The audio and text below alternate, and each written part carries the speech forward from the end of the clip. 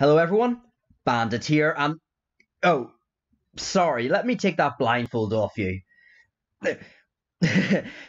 Sorry, this thing is on really tight. Forgive me.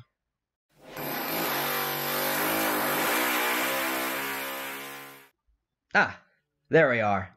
For today's video, we'll be covering how to beat Survivor's blindfold challenges, which, and forgive the pun, are really difficult to see a solution for. These challenges have a high variance rate. Some are done pre-merge, and some are done at merge. Some have a puzzle at the end, some have a maze, and some require you to get stitches in your head. Oh! Kelly! A massive collision! Kelly, are you okay? Sorry, Kelly. Nonetheless, I found tips that can be used in the majority, if not all, of the challenges. This challenge has appeared in various forms over the 20 years, beginning first in Survivor Australia as a reward challenge, and the last time it has appeared, as of recording, is on Survivor 42. During this season, the challenge was used as both a reward and immunity challenge. Team blindfold challenges always feature one caller and the rest of the tribe as the blindfolded individuals. Turn around, Terry! Yes, we need help! I'm yelling at someone else! I can't hear. Naturally, a loud and social individual is best in this role, but if there's an uneven gender ratio on a 3-tribe season, tribes can use that to their advantage. For example, if there are more females than males left in the game, designating a male as a caller can be helpful. The masculine call will differentiate itself from the other feminine callers, making it easier for blindfolded tribe mates to make out what the caller is telling them. Stop! Okay, you're there! Dig the hole! Nothing is easy when you're blindfolded. Over the 7 times this challenge was used with 3 tribes, only once a lone gender caller came last. Shirt, Anchor, Malolo and Taki all eventually lost the challenge, but they were second, first and first respectively at the calling part of the challenge, which is what matters and what we're looking for. When it came to the blindfold portion of this challenge, where the gender of the caller was actually useful, Nagarote, Malolo and Taki scored first, Braun, Anchor and Ikabula score second, and an All-Stars Mogo lose the blindfold portion of the challenge despite turning up at the puzzle part. With above average odds of winning on tribes that had the same lone gender, it might as well be a strategy worth going for. In terms of win ratios, males just barely beat out females in a 11-to-9 ratio. However, please note this was only the calling portion of the challenges, but not the puzzle sections. Only first was counted, even on 3 tribe challenges, and only seasons with female and male callers were counted. The latter is important because this discounts Thailand, Fiji, Micronesia and South Pacific, plus David versus Goliath, with callers of the same gender. Overall, males or females don't seem to have an innate advantage, as it's essentially 50-50. The only advice in relation to gender I can give is the aforementioned 3-tribe advantage. Another useful calling strategy is to tell your tribe to move a certain number of paces, which is better than telling them to just move forward, and before you know it, they're lying horizontally beside a tree. JP, stop! JP, 9 o'clock! 9 o'clock! Okay, 6 o'clock, JP, 6 o'clock! This type of calling makes it a lot more specific and easier for the blindfolded individual to understand how much they should be travelling in one direction, although it does rely on them knowing what a pace is. I wonder what a pace is.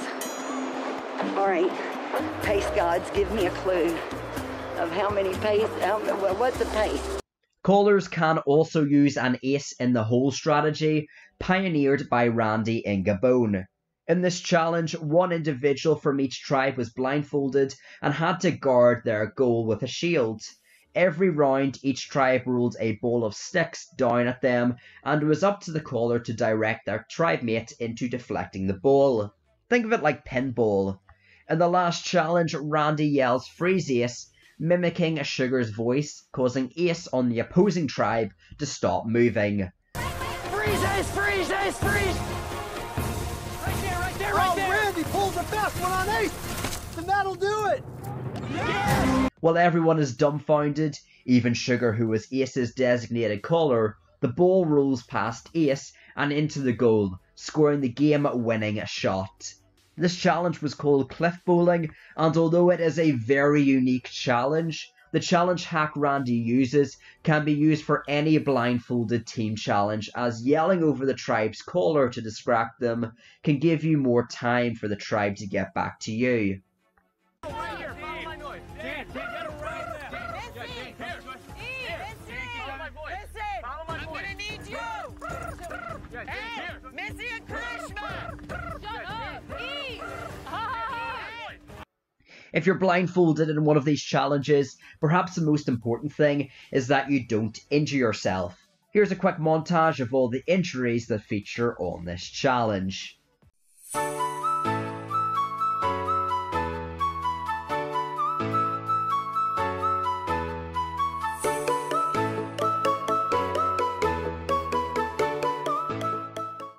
Fun times. Because of this, I'd suggest placing one hand an inch from your face with the palm facing your face. Then do the same by placing your hand an inch away from between your legs, again with the back of your hand facing outward. Again, as you saw from my montage, these two areas are the biggest risk areas. You'll thank me when you don't end up like LJ. Alright, LJ, to your left! Oh! The one spot you want to avoid, LJ just took it square on.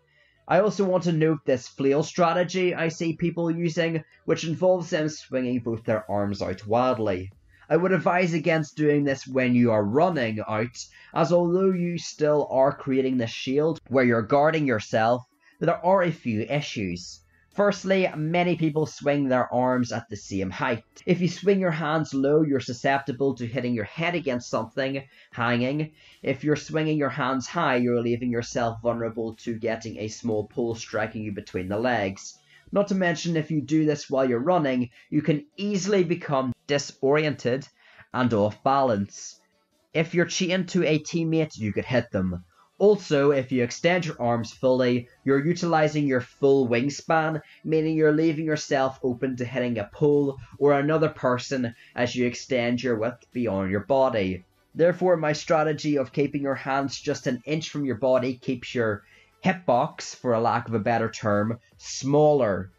However, when the caller tells you you're close to the item, I would use an enhanced version of the flail strategy. This is by swinging one arm wildly around neck height and the other roughly around hip height, so you're doubling your odds of grabbing your piece in case it's lower to the ground or higher on a platform. If you're ever confused where to go, just stand like Terry in Cambodia, raise your hand and call for assistance from your caller. Sure, you could spitball it, go out on your own and hope you stumble across one of your items like Joe, but this strategy is luck dependent, and more often than not will lead to you going off routes and banging into something.